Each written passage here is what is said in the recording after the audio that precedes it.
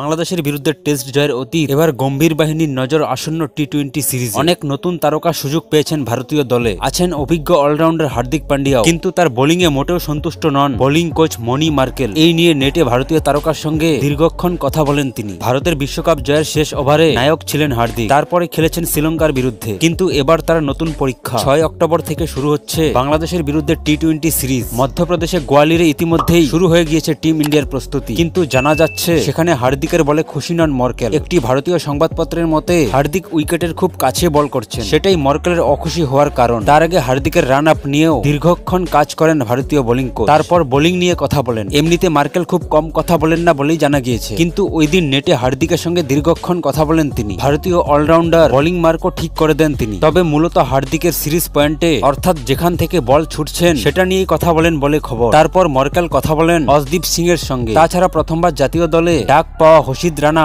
ও মায়াঙ্ক যাদবকে নিয়েও কথা বলেন ভারতীয় বোলিং কোচ। যদিও চর্চা মূলত হার্দিককে নিয়ে। টি-20 বিশ্বকাপের পর সব ধরনের ক্রিকেটে ফেরার চেষ্টা করছেন তিনি। চোট আঘাতের সমস্যা তার ক্ষেত্রে একটা বড় বাধা। মর্কেলের পারফরম্যান্স কি নতুন রূপে দেখা যাবে হার্দিককে? উত্তরটা কিন্তু সময় দিবে। বন্ধুরা, প্রতিদিন খেলার আপডেট পেতে ভিডিওটিতে একটি লাইক আর চ্যানেলটিকে সাবস্ক্রাইব করে রাখুন। ধন্যবাদ।